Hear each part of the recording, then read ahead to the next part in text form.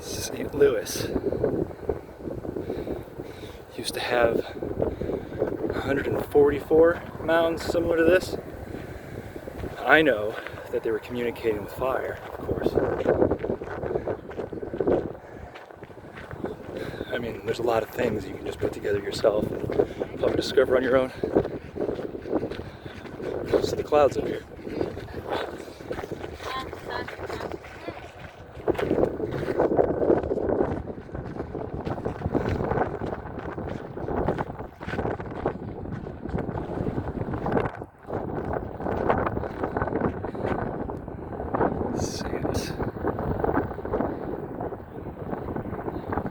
That was used to be called Mound City. That was stacked with mounds then.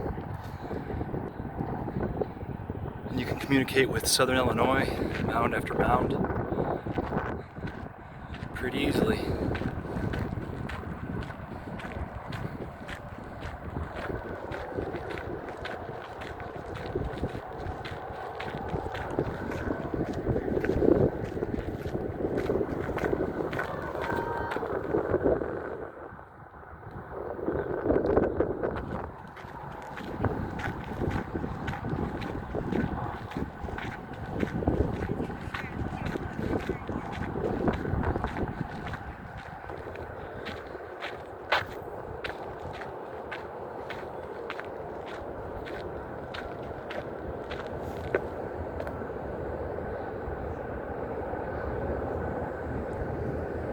Perfect city. This was built in 1050 AD. Mounds down south more so. Probably built around when ancient Rome was built.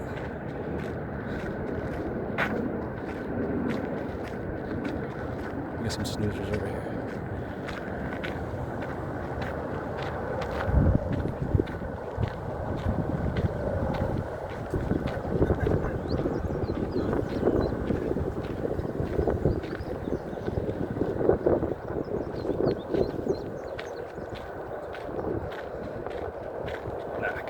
Good dudes, good people.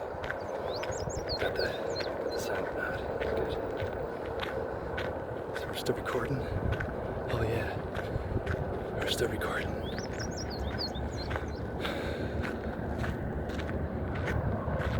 You can see for miles.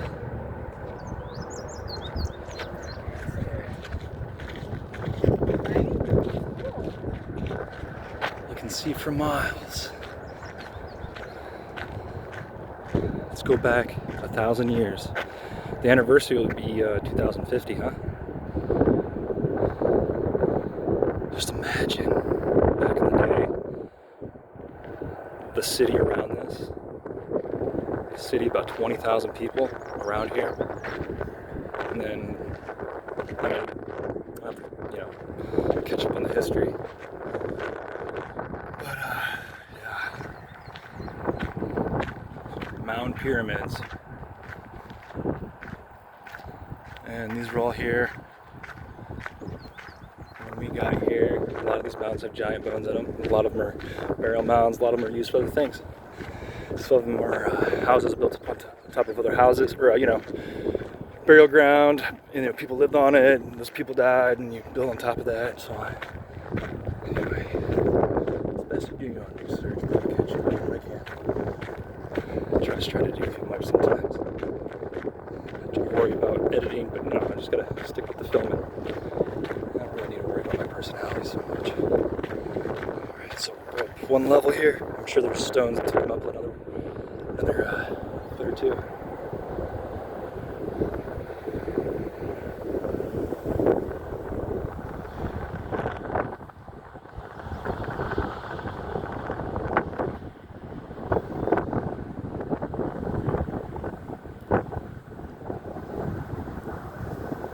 A lot of history here, even before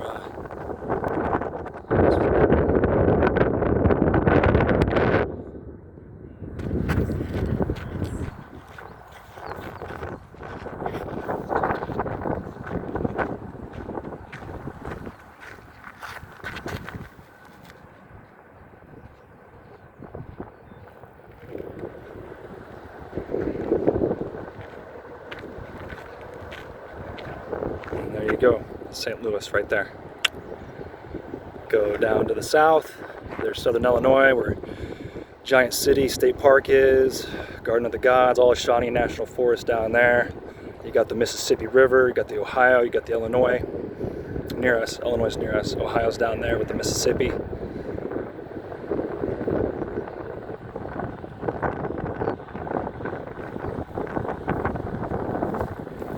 you got to do is protect the northern part of the South, and you have, that's right in the middle of America, and all the rivers connect.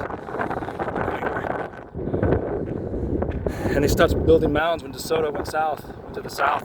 They're still building mounds down there. So here we are, and we're going to go back south.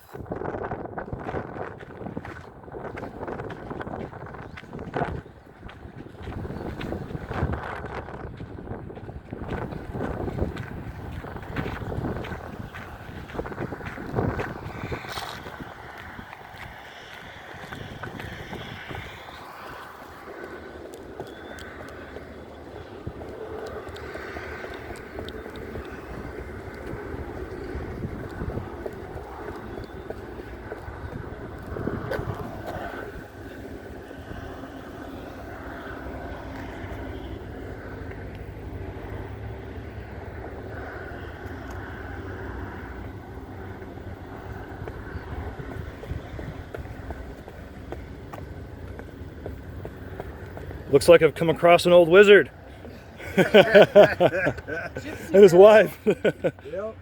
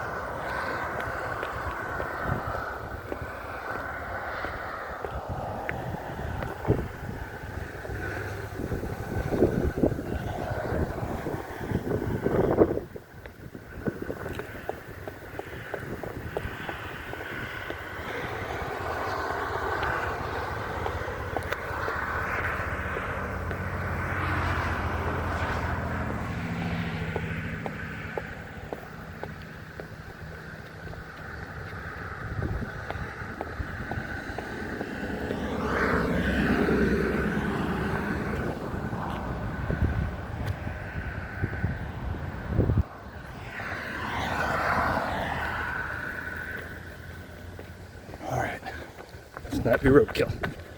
Illinois roadkill. Scrape you up with the shovel. Shovel. A shovel.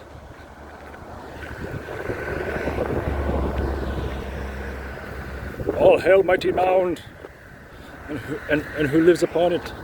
Our mounds are not as big. Nah, they're all different purposes. A lot of these mounds were to resemble north, south, east, and west. Just different uses, different uses. It's strung throughout the Midwest, all up and down the Mississippi. Ain't she pretty? Yeah, so this isn't like deep south, like, no, this is swampland of the north. This is marshy land of the north. These are real river town areas, you know, it's really ideal. And this is why it's so probably overcrowded with people. But you got, you know, Chicago, St. Louis, Peoria is such a nice little area. But it's just too many people, too much garbage, too much politics. Nonsense, nonsense, nonsense. But here's a piece of history that needs to be preserved and remembered.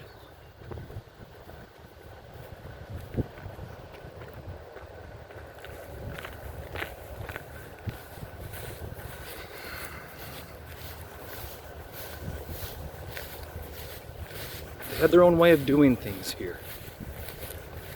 Their own way. Oh, they had their own forms of documentation. We just came in, you know, shit, like, oh, it started getting documented when it became a frontier. People don't realize that the French came through here, other mountain men, pioneers rolled through here before everybody else. A lot of them got into these mounds and took, you know, what was already known was there. Like some real Indiana Jones shit. Right in my backyard. It's funny how that works out. It's one of the characters that I wanted to be like. Too bad Harrison Ford's kind of a pussy.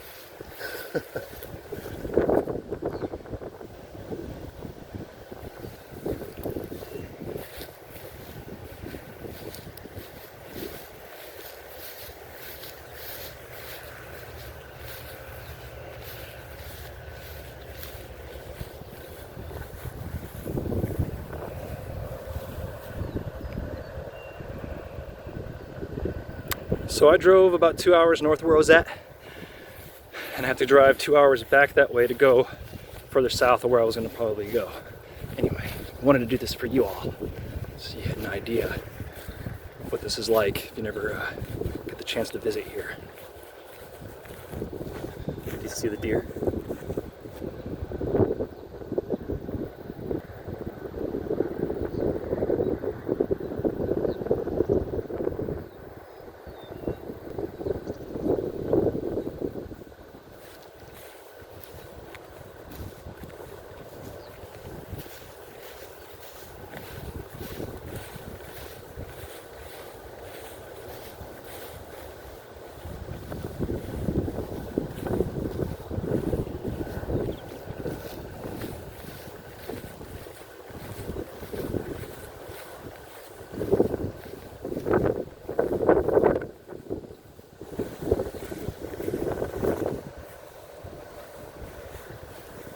So this was a city, and there were many other cities and villages like this all throughout the Midwest for at least 2,000 years. At least 2,000 years. We'll say at least 2,300 at the least. But we know that people were here way before that.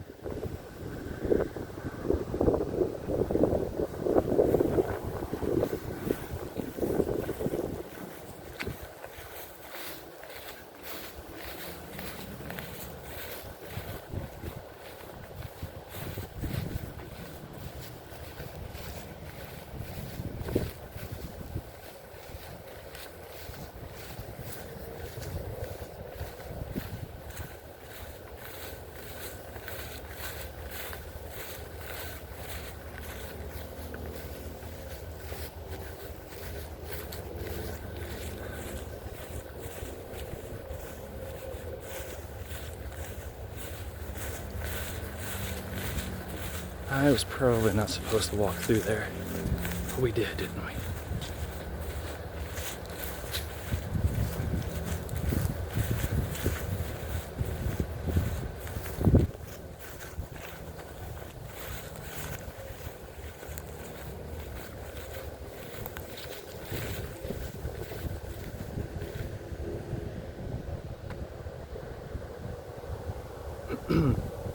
Amongst mounds. Now this mound's probably about half the size, almost half the size. We'll say a third. Amongst. You got this one over here. I think some of these represented the north, south, east, and west. But a lot of this stuff I knew when I was younger. You know, but things direct you to greater knowledge, and then you just keep going. But it's always good to go back to the source of things and such. Well, anyway, the basics are never too much. The source is everything. So, anyway, I'll stop with the philosophy.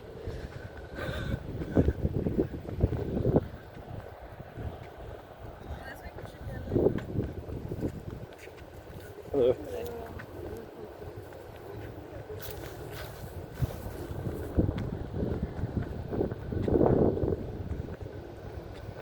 Yeah, this reminds me of Dixon Mounds.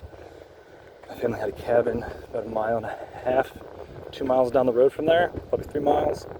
They ended up buying the property, and it became like a wildlife refuge. You can visit it, but we had a little, trailer back there. It was like the cabin. We had a deck on it. Had a lot of acreage. Frog gig, deer hunt, do everything. It was pretty majestic because it's like prairie swampland. It's not fucking ridiculous swamp where like you're inhaling mosquitoes every second, but you got your mosquitoes. Those are pretty much unavoidable anywhere you go. North or south, they're pretty bad.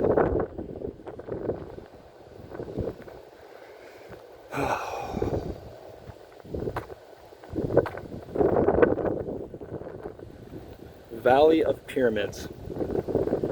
And that's all of the Midwest, pretty much from, all of the Midwest, but you're going to have most of your mounds from probably southern Wisconsin on down the Mississippi and on through southern Illinois, Kentucky, Indiana, Tennessee. That's where you're going to have most of these.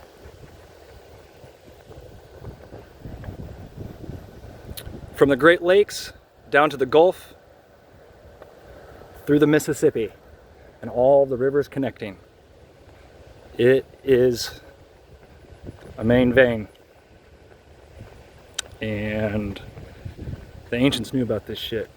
It's just we were never taught about it.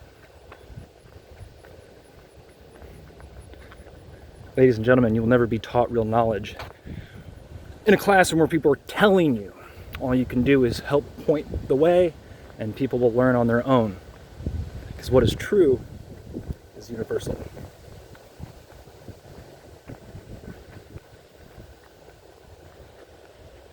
And we're psychic human beings. We're psychic beings. We're aliens. Okay. So anyway, we are the stars. The people here knew that, as well as every civilization that got us in history, that got us to where the exclusivity, of where we're at today. Where we're at today.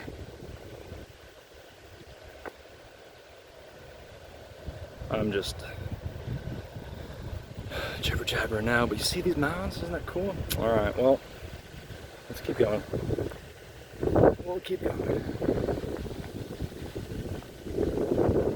I recommend, especially if you're not from here, that you visit Cahokia.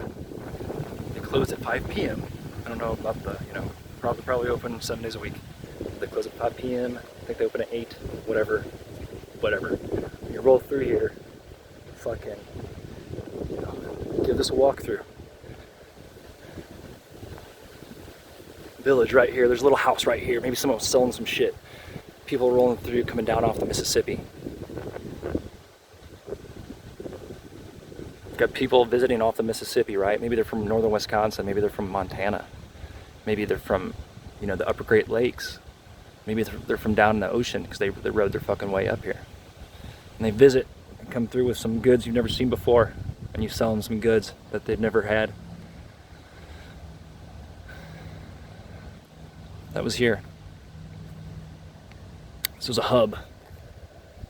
This was like a major rendezvous for a few hundred years. For about 300 years, it was rolling pretty good. And this boosted everything, you know, it boosted evolution, consciousness all around the region, and influenced all of the American Indian tribes throughout. And so the mound pyramids built in Tennessee and all throughout, and wherever in America, you know, what was built here, it's all related, and it's related with everywhere else around the world. And the people here were probably the Egyptians, Phoenicians, probably the Egyptians. And then the Greeks, who knows, right? But the Phoenicians, the Egyptians, I think this was built by the Egyptians, and the Jews. I think the Jews were here. I really do. I think the Jews were here. Definitely the Jews, the Egyptians, and you know, there's many different roads of connections you could take to try to put together of what might have happened and how it happened. Think outside the classroom. Think outside every box that is telling you something.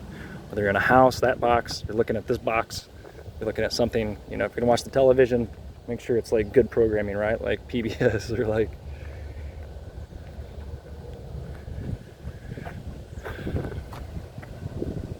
life is short. You become what you make of it. I keep looking for like a good out, right? A good outro of what to say.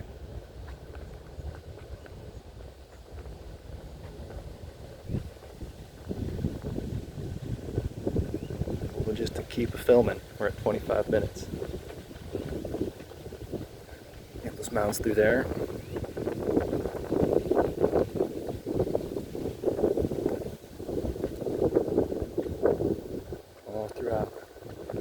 South, you got, I mean, Southern Illinois is just riddled with them. I'd call Southern Illinois just the valley of mounds, valley of pyramids. It really is the valley of pyramids. People don't think of it Egypt, you know, like, you know, hey, this is the wooded Egypt. This is the woodlands of Egypt. This is Egypt number 2. And it's probably what made Egypt so prosperous. You know, like, oh, where did it get all its riches? You know, why was it so, where did it get all its good? Because it probably traded a lot of this shit. Boosted the Bronze Age. You know, that one was way before this.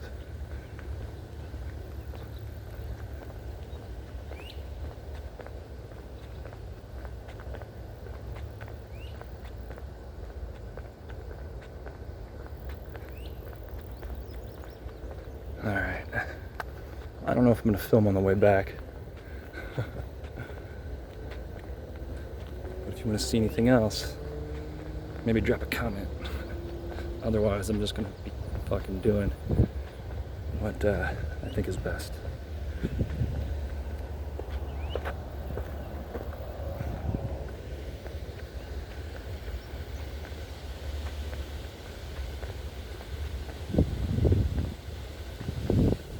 See what this sign says. Try not to capture what looks like an old woman. See? Now you'll have mounds like this all throughout Illinois. Probably because, like, you know, you got pass-through rivers, you're not like really, you know. But the Illinois River, riddled with mounds just like this. All the way up to all the way up north.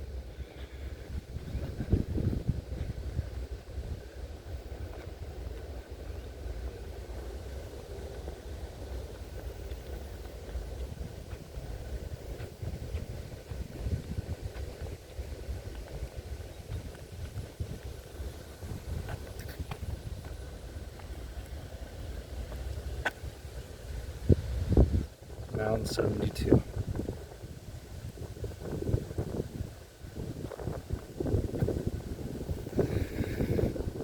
Elite burials and ritual sacrifice. Archaeologists from the University of Wisconsin-Milwaukee, led by Dr. Such and Such, excavated about 2/3 of Mound 72 from 67 to 71. He selected this mound for excavation because it was along a hypothetical center line of Cahokia. It had a different orientation than other mounds. It was one of the few ridge-top mounds unique to Cahokia. It was small. The dig revealed 3 smaller mounds beneath this ridge-top mound, each covering complex mortuary activities, including mass sacrificial graves, artifact sachs, and other features. Dr. Fowler believed there to be another wood hinge associated with Mound 72. The mound layout there. See all those mounds? A lot of mounds here. So we got what, 93. I'm seeing 93 mounds so far. At the western end of the mound there once had been a building, perhaps a charnel structure, where bodies were prepared to were stored for burial. It had been dismantled and a number of bundle burials placed in this location, and at least 2 high-status extended burials with shell bead necklaces. The primary mound 72 UP2 covered this group, then later 3 mass burial pits with 19, 22, and 24 young women were placed at the east, south, and southeast sides of this mound, which was then expanded to cover them. The pit on the south side was later partially redug, and grave goods were deposited, including 36,600 marine shell beads, another pile of about 400 arrowheads, numerous bone and antler arrowheads, and some broken pots.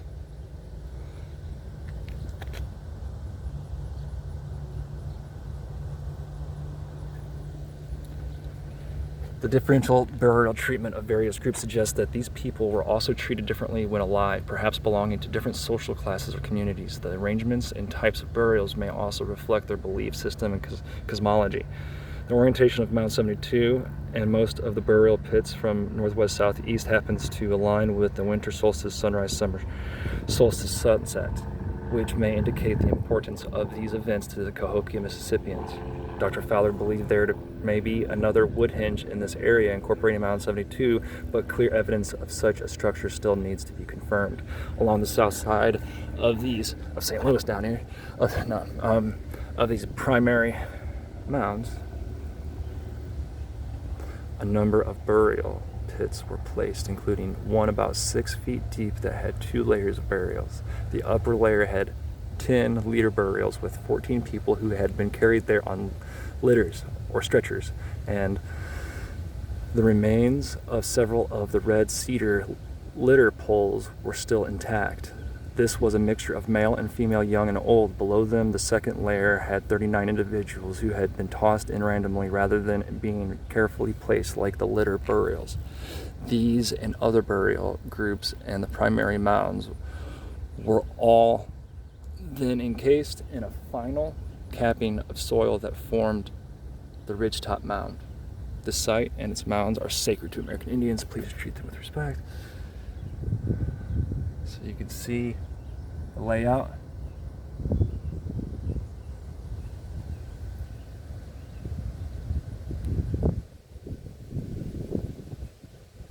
So Dixon Mounds used to actually show this. You used to actually be able to go into Dixon Mounds and see how they were buried. Under the primary mound in the center of Mound 72 were 2 intriguing burial groups. 4 men were lying together on the former surface with their arms interlocked, but their heads and hands had been cut off. Near them was a deep pit with 53 young women laid out in 2 rows and piled 2 deep. Nearly were 7 men and women with the grave goods accompanying this leader. This included nearly 2 bushels of unprocessed mica. So what I really like is that there's a copper fucking armor giant found on the river of Ohio in Indiana. But an armored out fucking copper plated, come on. Some fairy tale shit, guys. Let's go.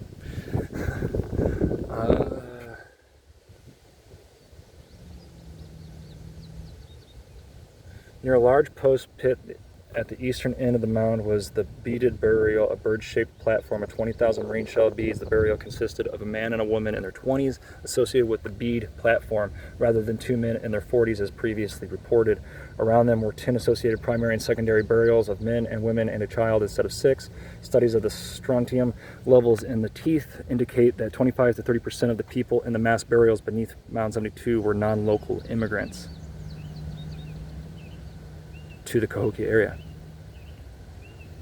So I am here right now, and you can see this valley. Each mound was, it's pretty interesting. It's like a, it's pretty interesting. If you have the day, come visit Cahokia, Illinois. You'll be glad you did. So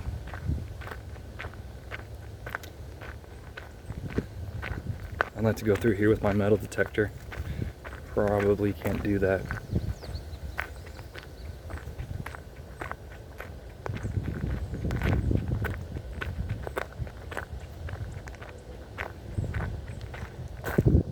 Anyway, thanks for joining me, everybody. I hope you enjoyed the show. I will be reporting as I go.